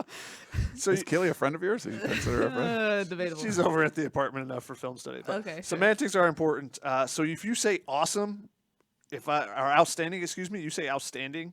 I think top 5. Yeah. That's what it means to me. Top 5 is outstanding. Not top 70. No, not top 20. Not 11th. Top 20's, not 11th in the Pac-12. No, I mean, just if they get up to 20, you'd say, wow, that's a dramatic improvement. And I still would not say that's outstanding. Yeah. Like, that may be an outstanding turnaround, but what you say is important. So use the right words, and outstanding recruiting class, no, there's no chance of it. There's no way they're getting in the top 5. None. They would have to flip DJ, Bryce, get Justin, Flo. They would have to just nail all the Southern California recruits that they've missed out on. Now, if they think that's going to happen, well, then that is an outstanding class. Then but you're not putting the finishing touches on it. You're building the entire thing from the. They're all silent commits. Yeah, it's like I'm not putting the finishing He's joking, touches. By the way, I just want to put that out. Chuckin was joking. Yeah, I'm not putting the finishing touches on a house when the foundation hasn't been set yet. Like you are putting the finishing touches when you're hanging up pictures and stuff. That's not what this recruiting class is. They are if they can make it a top 20 class, they still have to dig the hole for the foundation. I mean, that's where they are right now. So. And I think that type of unrealistic semantics is what makes fans so upset. And I think if you're going to see if Clay was maybe turning a corner, he might have had a different statement. But at the same time, I know Shotgun always wants me to have a reaction on the Family Feud podcast plug about what Clay Helton says. But I'm always like, this is what Clay Helton is. This is what he's going to say. Do we put much stock into those type of PR lines at this point of the game? Can't wait to see this team in November. Oh my God. That was last year. Yeah. There's a lot of quotes that are just kind of cringeworthy. So, but yeah, that's the way Clay Helton is. He's going to be the eternal optimist. He's going to say, even if it's say a number 40 recruiting class, by far the worst that's USC's ever signed in the internet age. No classes have been and close to that bad. Say that's what USC gets to. He's still going to spin it hey, we love this guy. We love this guy. Don't worry about stars. And to his credit, there's some guys from this class and this freshman class that were 3-star guys that are playing really well. So, but I'm not seeing that same sort. There's not Drake Jacksons in this recruiting class yet. There's not, Keaton Christians I'm seeing in this recruiting class. So it seems like a lot of project offensive linemen and stuff, not impact guys right away. We'll see. But I think that's how he will say it. And that's like Keely said, that's his personality. He's going to be the eternal optimist. Yep. We actually have someone who is a pro Helton caller, Rich from San Diego. Hello, you are live on Rich? Tunnel Vision. Hi, this is Rich from San Diego. I'm a USC alum, and I'm a passionate football fan. I am a pro Helton guy. But I want to back up and look at the big picture, because if you take a look at the university in general, its reputation is pretty shot. And Clay Helton's running a clean program. I think that's a really big positive. I mean, for 10 years, he's been the only adult in the room in the football program. You take a look at the nightmare that Pat Hayden was with the way he handled Lane Kiffin, his hiring a drunk instead of Ed Orgeron, and when Clay Helton was made the permanent head coach, He got a standing ovation from the players in the room. And let's not forget that when Keaton Slovis played his single season or single game passing record, he played that game for Clay Helton, and he made it known beforehand. So he has, there's a lot of things that are in his favor. And I think in the long term, I don't think the administration has a lot more things to handle than upending a program that at the very least is clean and has a reasonably good foundation. So I think that the last couple of years have been troubling, but nevertheless, I think he's been a steady hand and somebody that can see the program through at least for the next couple of years. And right now, to be perfectly honest, the condition of USC is in general, I don't believe that any top tier coach is going to come in to the chaos that USC is. So I'll leave it to you to make comments on that, and love listening to you guys and appreciate you. Thanks. Thanks, Rich. He's going to be dodging fruit that fans are going to be throwing at him, unfortunately. Well, we take all opinions. We do. Here. I disagree with you, Rich, on the no coach would want to come here. That, to me, is more of a defeatist attitude. I think, yes, the administration's been terrible. Clay Helton's been the adult in the room. If you're happy with just, not a lot of guys getting arrested and you can win 8 or 9 games a year, that's fine. I just think a lot of USC fans have much higher expectations than that. So to me, you're kind of lowering the bar yourself. It's like, yeah, but the program's clean, and okay, if they don't tackle or they don't beat the good teams, like that's still all right. Like that's, to me, I mean, if that's what you want, that's what you're getting, and that's what Clay Helton's bringing you. But I think a lot of USC fans want more. But to say that no coach would come, to me, I think it's harder to get a great athletic director because of the mess that's there. But an Urban Meyer, he's an alpha. He comes in and he sees the potential of USC. He knows he doesn't have an LSU or an Auburn or a Florida in your backyard. You're the Alabama, and there's nobody else around you. If you can make USC great just by being above average. And I think a lot of the alpha coaches would see that. So I think they would say yes to it. But USC's been reluctant to bring those kind of people in. For whatever reason, they don't want to bring the outsider in that would be really good at their job. So to me, that's been the big problem for USC. Is it possible to have an adult in the room who also has head coaching experience at a high level? Yes. Those two things can go together, right? Urban Meyer's the adult in the room. He hasn't had NCAA sanctions. Like, he hasn't done that. So he had a lot of players at Florida that were getting in trouble, off the field. He didn't have to do that as much. The recruiting competition is not the same in the Big Ten. He could dominate the Big Ten, and he hasn't had that when he was at Ohio State. He wouldn't have to do that at USC. He just gets the 5-star guys, and boom, you're fine. So, he can be the adult in the room, but he'll also win games and win championships, and that's what you should want to strive for. If you're happy winning 8 games a year and being clean, I mean, that's fine too. You just like going to the games and tailgating and stuff. That's cool. But I think a lot of USC fans want more than that. Thank you, Rich, for the call. We appreciate it. Let's go to Dave from Alaska. Yes. Hello, you're live on television. Hello. Let me first thank you guys for being objective in the face of what I probably would consider could be a very difficult position for you. So I do appreciate your objectivity, and I understand this can complicate your relationship with Clay Helton and the staff, so I very much appreciate it. I wanted to say a couple of things regarding Coach Helton and then also ask a question. Regarding Coach Helton, I couldn't agree more that some of his comments are very much disingenuous and are difficult to take about the great recruiting class, and also now that we're going to a great bowl game. The other comments that I find very difficult to take are just his lack of accountability, because I hear him referred to as a really great human being, but he just doesn't strike me as accountable. So his comment today, like where we're finally getting the resources that we need to make this a fantastic program, it suggests to me that the problem with the program was that it was under-resourced. And he doesn't seem to take accountability that, gee, maybe I have something to do with the fact of how this program performs. My question to you is, I know they haven't laid out how this process was done, but can you tell me, to the best of your knowledge, what the process entailed that eventually led to this outcome. Were other coaches interviewed? Do you know which coaches those were, or can you just please explain to me what the process that you understand occurred and what the forces eventually came together to lead to this outcome? And once again, thank you very much. Thanks, Dave. Thanks, Dave. All the way from Alaska. Great stuff. Pretty fun. I mean, we're trying to put all that together now. You know, like we said earlier, we believe that their coaches were contacted. There was really no reason to wait this long if you knew you were going to bring back Clay Helton. You got some funny text or something? Yeah. Do you have something you want to share or no? Share with the glass shotgun? Someone sent me a text that said that Nick Saban's wins against Auburn or losses against Auburn versus Clay Helton. So Clay Helton has 0 losses against Auburn. Nick Saban has 7, and then also that Nick Saban has 17 losses in the NFL, and Clay Helton has 0. So that's a very good point. Yeah. So Clay beats him on those. We're trying to piece that together too.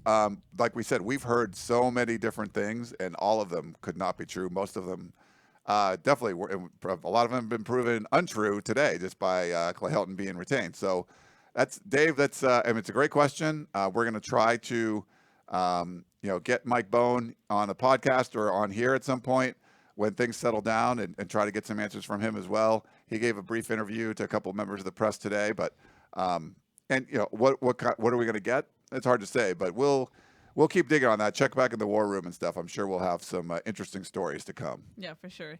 Thank you, Dave. Man, we have more callers, Ryan. What's our game plan here? We're getting toward the 2-hour mark.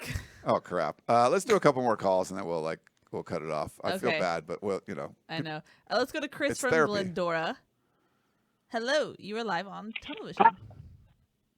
Hi. Hello, everybody. I hope you guys are having a good evening because I'm not. Sorry, Chris. It's okay. I have a quick. Matter of fact, I feel lied to because Bohn in the interview said that I'm going to listen. That's the first thing he says. I'm going to listen, and then he's going to take action or whatever. He listened. I don't even know if he listened or not, but it don't seem like he listened because if he would have listened, he would have made a change. Depends who he listened to. He didn't listen to the fans. I can tell you that. Or maybe he listened. Maybe he listened, but he didn't agree with all of their points of view, I guess. He should read his Twitter comments and the message boards and stuff. But my quick question is this: I just want to get your thoughts on what you guys would think, or what the fans would think, if or even Mike Bohn would think if USC was to get blown out in the bowl game, and I'm talking about like by maybe 20, 30 points. That's all I want to know. Thank you, guys. Thank you. Thanks. Was it Chris? Yes, Chris. Thank Glendora. Glendora. We have a lot of Glendora callers. It's kind of that's not going to be a good look. That's kind of like the USC way things usually go, right? It's like, this unpopular decision, and then the next thing that happens sort of proves why that was that unpopular. So I would probably take USC is going to get blown, not knowing who they're going to play. I just feel like, that'll probably happen because that's just the USC way. Not knowing how much changes will be made before then, yeah. Right, or how many we have seen Clay Helton, and because of all this stuff going on in the early signing period, we haven't heard about any bowl practices or anything yet. So they did this for Wisconsin. I think they only had like 7 bowl practices before that game. They didn't do full pad practices before the Cotton Bowl, and I know Dan Weber landed, and he said before USC got to Dallas, Ohio State already did 2 full pad practices, and which team was more prepared for that one? It was pretty obvious. So, I mean, the precedent's been there. The bowl record's not very good, right? Won the Rose Bowl. He won the... Technically, he won the Vegas Bowl as an interim, yeah. And then lost the Cotton and lost the Holiday Bowl. Yeah. So, we'll see. But, yeah, that would be very USC for that to happen. And then, just start a whole nother chain of outrage, which... I don't know how much more of that I can handle, but whatever. Wait, how did they do in last year's bowl game? Oh, wait. Spicy shotgun. 5-7. Let's go to our next caller on the line. And thank you, Chris. Chris was waiting for like 30 minutes. Wow. Hello, you're live on Tunnel Vision. Hey, what's up? I just have a quick question. Like, how did this man, Clay Helton, survive 2 presidents and 3 whole athletic directors? Like, who is this guy? Like, how does that happen? It seemed like people get so stuck up on his, I would say, his character and his personality, because he's such a great man, to the point where it clouds their professional judgment. This is just my personal opinion. To the point where it clouds their professional judgment because they want to see him do good. You know, because it seemed like we haven't done anything since the Rose Bowl, which to me that was just really Sam Darnold to me, because since then we haven't been nowhere near that. You know, so it's just kind of weird to me how he just survived all of this and he's not very good. You know, so it's very puzzling to me. So can you just please answer that? It's crazy to me. Thank you. Thanks. Yeah, he's if it was a movie, it'd be like Hard to Kill. Like he's just hard. He's surviving when nobody else Isn't it can. a Steven Seagal movie? Probably Steven Seagal. Yeah, it's like, you know, he's like a prepper, getting ready. He's ready for the zombie apocalypse. It doesn't matter what waves of zombies come through. He lives. All these other people are dying around him, and he's hard to kill.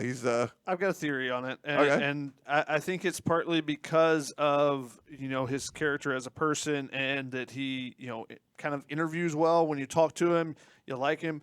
That you see the positives in him initially, and because you're a favorable person, you see the positives. Whereas if you're with him a long time, you see this stretch, and like even looking at this team this year, you go, well, if this is different and this is different, maybe next year is different. But when you look at the overarching, look at his time at USC, you go, they just don't develop in these certain areas, whether it be the penalties, the details and stuff. That's something you see over a long period of time, whereas all these people are moving in and out. It's been a lot of moving pieces, so maybe you see the positives initially, and you don't see that it becomes, you know, that there's a, you know, it's a I'm missing the word that I'm looking for right now, but it's a common occurrence rather than just a mishap.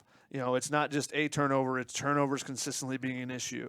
It's not just that they have a bad season with injuries, there's consistently been injuries for the last 4 years. Yeah. You know, it's those type things where things that can become excuses in a short term aren't being noticed that it's a long-term thing because there's been so much turnover at other positions. And that goes back to all the issues that the school has had, you know, from the top down.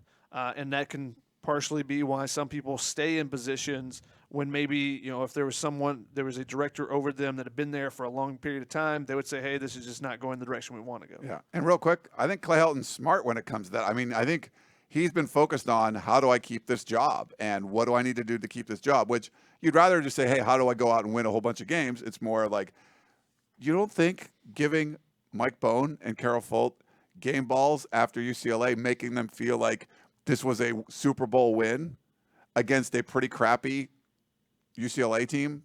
I mean, I think that is smart, you know, and that like get them excited. Like, yeah, this is great. This is a huge win over the arch rival and stuff, which it is, but it was like a pretty bad UCLA team. And, you know, that make it more, you know, make your accomplishments look better than they are. If you're a catcher and the pitch is a little bit outside, you're trying to make it look better than it is. I think what he's going to do is like what I've done as the head coach is I'm going to paint it in a better picture than what it actually is. Winning 5 of the last 6 games. We're not going to mention the record of those teams in the 5 of the last 6 games and getting blown out by Oregon, but you kind of pick, you know, you frame it a certain way.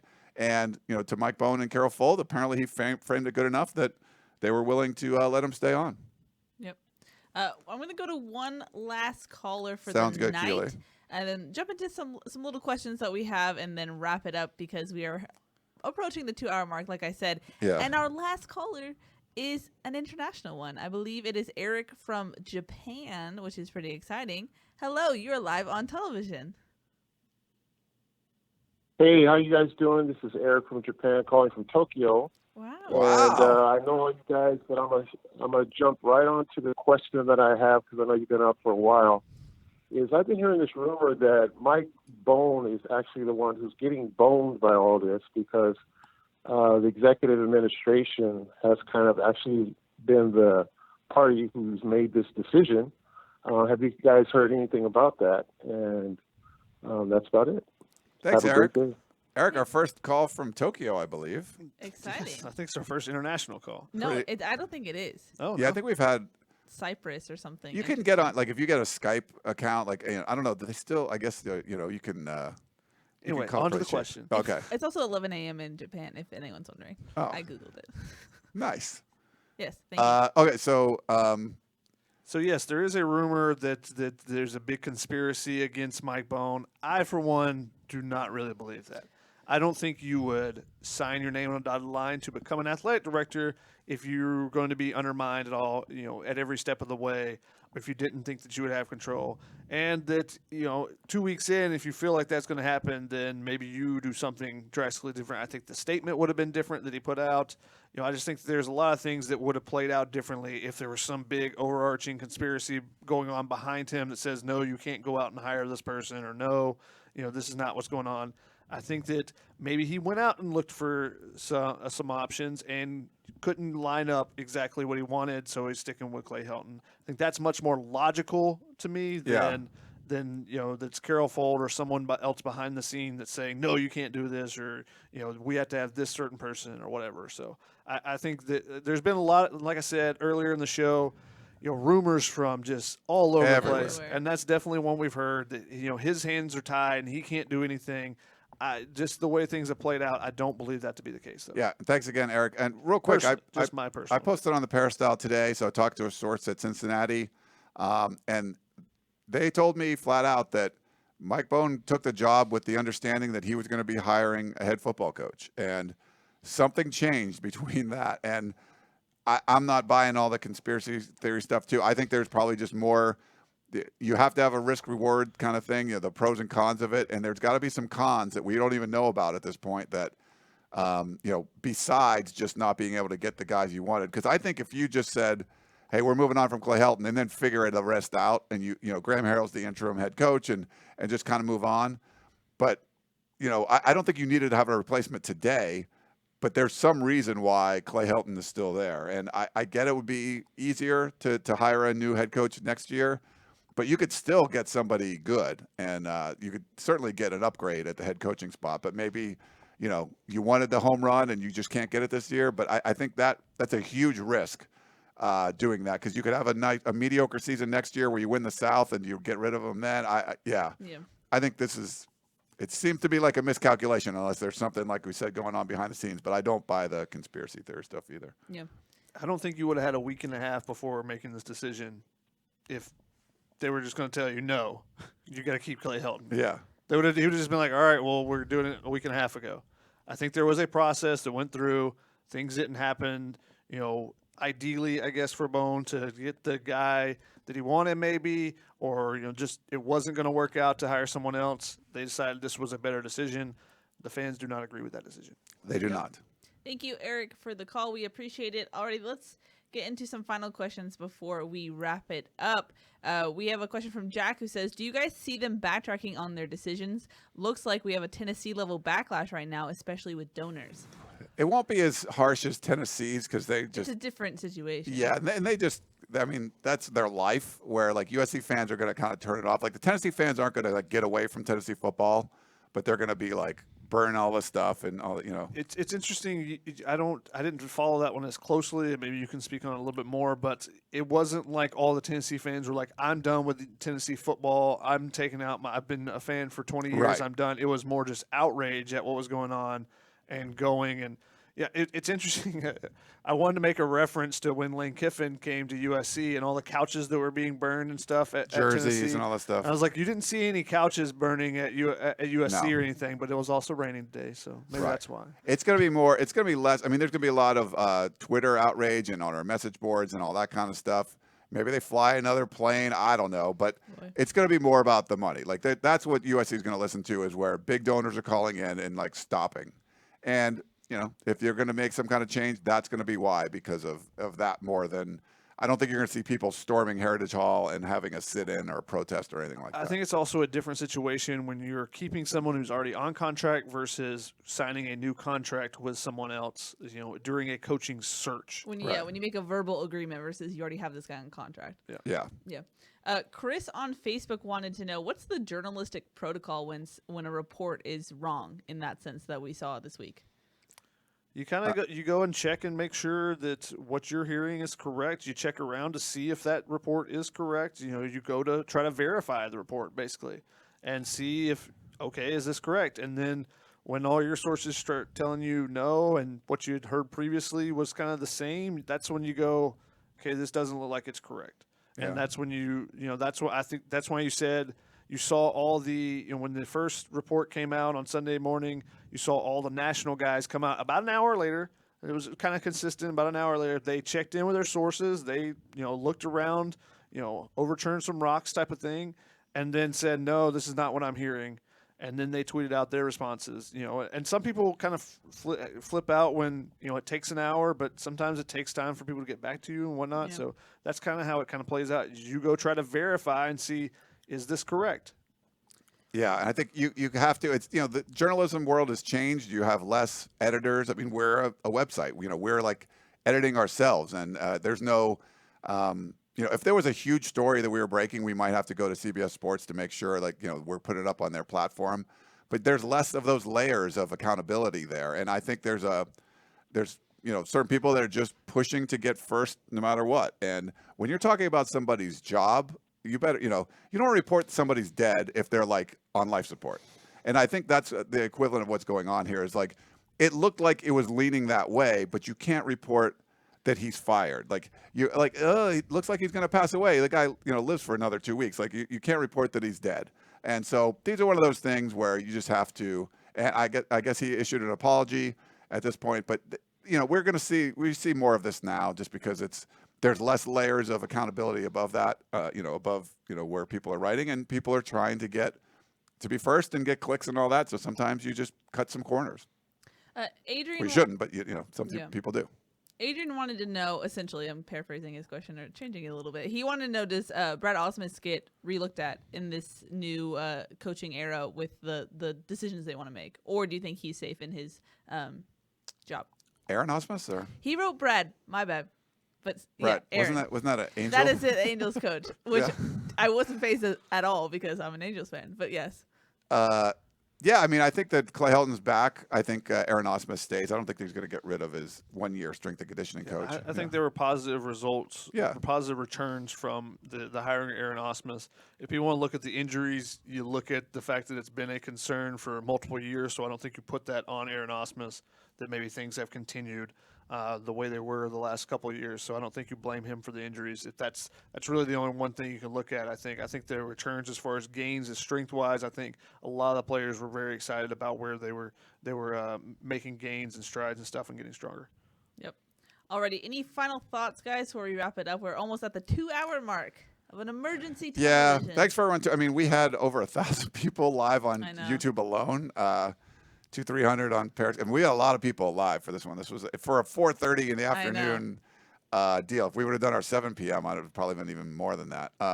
We had to do an emergency one because fans were so upset. We needed to provide the therapy session for every Yep. Thanks for all the calls. Sorry we couldn't get to all the calls. So many, but I thank know. you all for calling in and everything. It was cool. Yeah, I don't know. We're probably not going to do another one until Sunday? I don't even know if we're going to do one Sunday. We'll see. Interesting. Okay. Bowl Yeah. game? Manhattan Beach fireworks are Sunday. I kind of want to go to that. It's a fun thing. Okay. Good to know. Well, it's just do we really I mean, we'll see if there's any new developments in the next few days as far as staff changes and stuff, Yeah. and that will kind of determine whether or not we need to do one on Sunday. Yeah. So we'll get back to you guys. Follow us on Twitter just to make sure. I could get Taylor to come in. You I guys was going could to say, do we it can again. make a call to the bullpen if we really need to. Yeah, we haven't had Taylor on a while. We could get him to come in, go get his thoughts on this too. We had some former players that were supporting this, a lot of former players that weren't. But I mean, Jake Olson he was an advocate for Clay Helton getting on there. People were. He was fighting people in my mentions, and I was like, Jake.